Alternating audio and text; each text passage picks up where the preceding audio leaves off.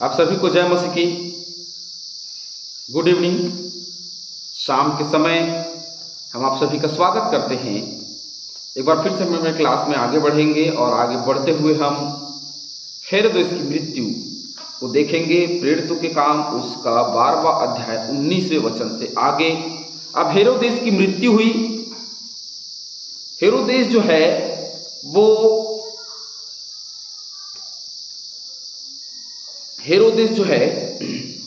वो उन दिनों में चेलों के सताव का कारण बना रहा। और जैसे उसने पतरस को बंदी गृह में डाल दिया ताकि यहूदियों को खुश रखे, उनको आनंदित कर सके। यह हर एक विषय यहाँ पे हम देखते हैं कि वहाँ पे पाया जा रहा है। और हेरोदेस की मृत्यु जब हुई तो काफ़ी सारी चीज़ें जो हैं वो प्रचार के समय के लिए बदली गई। और इसके बाद हम देखते हैं कि पौलुस की सेवकाई जो है वो आगे अलग तरीके से जो है वो आरंभ होती है 13वें अध्याय से, उसको भी हम पाते हैं। चलिए क्लास में आगे बढ़ेंगे। चैनल को लाइक करें, सब्सक्राइब करें, शेयर करें। जब हेरोदेस ने उसकी खोज की और ना पाया तो पहरुओं की जांच करके आज्ञा दी कि वे मार डाले जाएं। पहरुए की जांच करके आज्ञा दी गई कि वे मार डाले जाएं और वह यहूदियों को छोड़कर कैसरिया में जाकर रहने लगा। अब ये पतरस जो है वो यहूदिया को छोड़कर के कैसरिया में जाकर के रहने लगा। लेकिन यहाँ हेरोदेस राजा ने उन सैनिकों के लिए आज्ञा दी कि ठीक ठीक जांच करो। यदि इस जांच में इनको गलत पाया जाएगा तो पहरुओं को क्या करना, मार डालना। क्योंकि इन लोगों ने पतरस को क्या कर दिया है, भगा दिया है। क्योंकि एक पहली तो अद्भुत रीति से परमेश्वर ने उनको छुड़ाया है। परमेश्वर ने अद्भुत रीति से उनको छुड़ाया है, पहली चीज। अब यहाँ पे समस्या ये है कि भाई अब इनको थोड़ी ना पता है कि वो अद्भुत रीति से छुड़ाया गया। इनको तो लग रहा है कि वो तो भाग गया, इन लोगों ने उनको भगा दिया, या वो स्वयं भाग गया और ये लोग सोते रह गए, है ना। कुछ गड़बड़ियां इनसे हुई हैं, ऐसा सोच करके उनको कहा कि उनको मरवा डाला जाए। फिर तो 16 का 27। और दरोगा जाग उठा और बंदीगृह के द्वार खुले देखकर समझा कि बंधुए भाग गए, सो उसने तलवार खींचकर अपने आप को मार डालना चाहा। क्यों मार डालना चाहा? क्योंकि वो जानता था कि जिसका वह पहरुआ ठहराया गया, यदि वो भाग जाए, जिसका पहरुआ ठहराया गया हो, यदि वो भाग जाए तो उसका सारा ब्लेम, उसका सारा दारोमदार या कारण उसी को ठहराया जाता है जो वहां बंदी गृह में लगा हुआ है ना। तो यहाँ पे वही चीजें हैं कि उसको मरवा डाला जाता है यदि वह नहीं पाया जाते हैं। वही यदि वो गलत पाए जाते हैं तो उनको मरवा डाला जाए। लेकिन यहाँ पतरस जो है वो यहूदिया को छोड़ करके कैसरिया में चला गया। हेरोदेस सूर और सैदा के लोगों से बहुत अप्रसन्न था। हेरोदेस जो राजा है ना, वो सूर और सैदा के लोगों से बहुत अप्रसन्न था। वो बहुत ज्यादा खुश नहीं था। इसलिए वे एक चित होकर उसके पास आए और बलास्तुस को, जो राजा का एक कर्मचारी था, मनाकर मेल करना चाहा, क्योंकि राजा के देश से उनके देश का पालन पोषण होता था। तो सूर और सैदा के लोगों से काफी नाराज था राजा जो है वो। लेकिन यहाँ के जो लोग हैं वो उनसे मेल मिलाप रखना चाहते थे, उनसे बातचीत करना चाहते थे। तो इसीलिए उसने बलास्तुस, जो राजा का बिल्कुल कर्मचारी था, उनको मनाकर मेल करना चाहा, उनसे मुलाकात करना चाहा।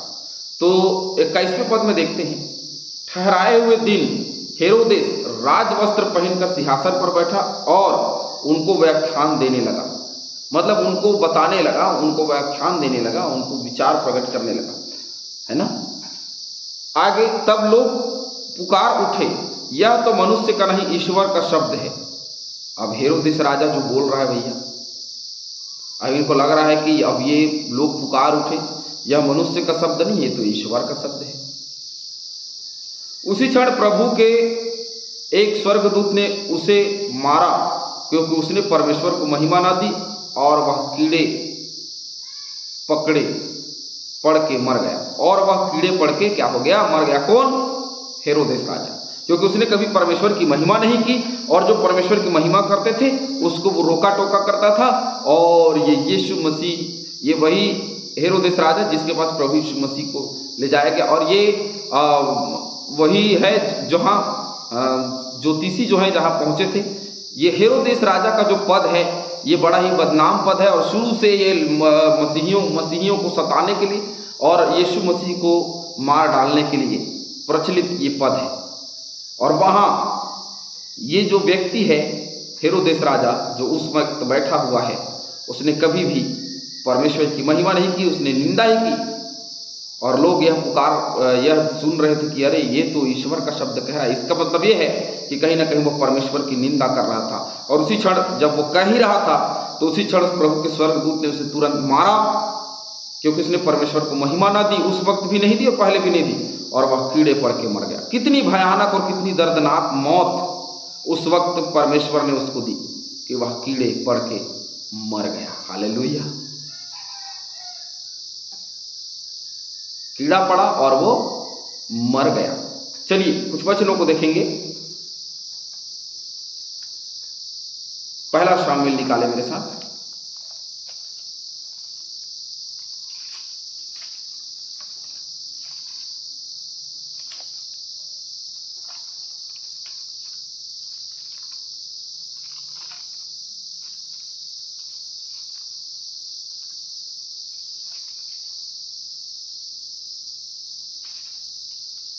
पहला शामिल 25:38।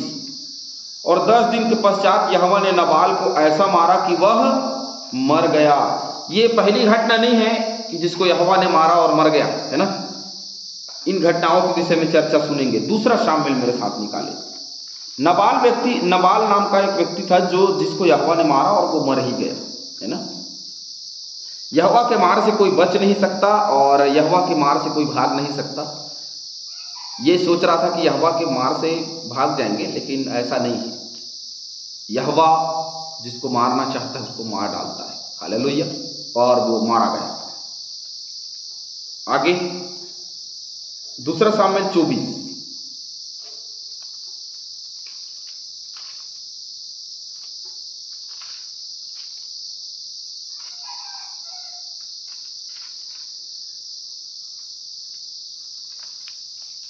दूसरा शामिल 24 का 16 और 17।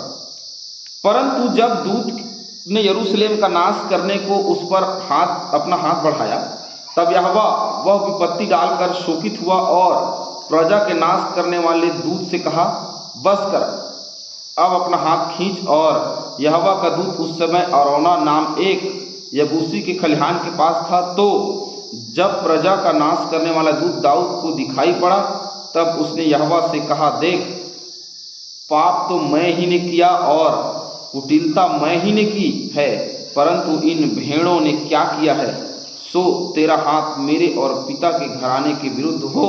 उसी दिन गाद ने दाऊद के पास आकर उससे कहा, जाकर अरौना यबूसी के खलिहान में यहोवा की एक वेदी बनवा। सो दाऊद यहोवा की आज्ञा के अनुसार, गाद वचन के अनुसार मानकर उसने वैसा ही किया। तो ये मिटाने वाला दूत हम देख रहे हैं, ये स्वर्गदूत लिखा है, ये मिटाने वाला दूत है जो क्या करता है, मिटा डालता है। ये वही दूत है जो आया और उसने हेरोदेस राजा को मिटा दिया। 24वां वचन। परंतु परमेश्वर का वचन बढ़ता और फैलता गया। देखिए, जब हेरोदेस राजा मरा उसके बाद भी परमेश्वर का वचन जो है ना वो बढ़ता फलता फूलता गया और अन्य अन्य स्थानों में भी वो फैलता गया। इब्रानियों 4।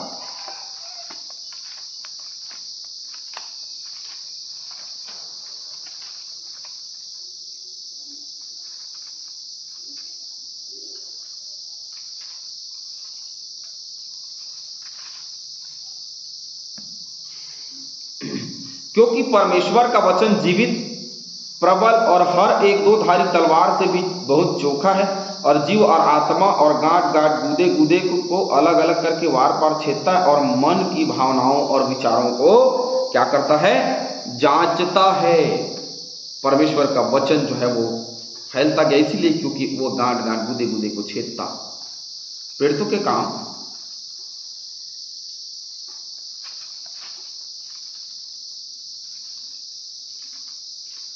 प्रेरितों 19:20। यो प्रभु का वचन बलपूर्वक फैलता गया और प्रबल होता गया। हालेलुया। परमेश्वर का वचन रुकेगा नहीं, परंतु वो फैलता रहेगा, फूलता रहेगा, आगे बढ़ता रहेगा। चाहे हेरोदेस राजा रहे ना रहे, कीड़े पड़ के मर जाए, लेकिन परमेश्वर यहोवा का वचन अपने स्थान पे फैलता गया, फूलता गया, बढ़ता गया, निरंतर बढ़ता गया। आज भी परमेश्वर का वचन बढ़ता चला जाता है, इसलिए क्योंकि परमेश्वर सच्चा, उसका वचन सच्चा है। और लोग उसकी बातों को या उसके वचनों को इसलिए मानते क्योंकि परमेश्वर सचमुच में आशीष देने वाला है। जब बरनबास और शाऊल अपनी सेवा पूरी कर चुके तो यूहन्ना को, जो मरकुस कहलाता है, साथ लेकर यरूशलेम लौटे। बरनबास और शाऊल, है ना, सेवा पूरी कर चुके। प्रेरितों के काम 4 पढ़ेंगे तो काफी सारी चीजें जो है वो समझ में आएंगी। प्रेरितों 4:12। और किसी दूसरे के द्वारा उद्धार नहीं, क्योंकि स्वर्ग के नीचे मनुष्यों में और कोई दूसरा नाम नहीं है दिया गया जिसके द्वारा हम उद्धार पा सके। अब दूसरा कोई नाम नहीं दिया गया है जिसके द्वारा हमको उद्धार मिल सके, केवल वही है जिसके द्वारा हमको उद्धार मिला है, और वो है परमेश्वर। तो प्रेरितों के काम 4:36 पढ़ते हैं। और यूसुफ नाम कुप्रुस का एक लेवी था, जिसका नाम प्रेरितों ने बरनबा अर्थात शांति का पुत्र रखा था। उसकी कुछ भूमि थी जिसे उसने बेचा और दाम लेकर रुपये लाकर प्रेरितों के पांव में रख दिया। ये वही बरनबा है। तो बरनबा और शाऊल को हम जानते हैं, जो बाद में पौलुस कहलाया। प्रेरितों 11:30 निकालेंगे मेरे साथ।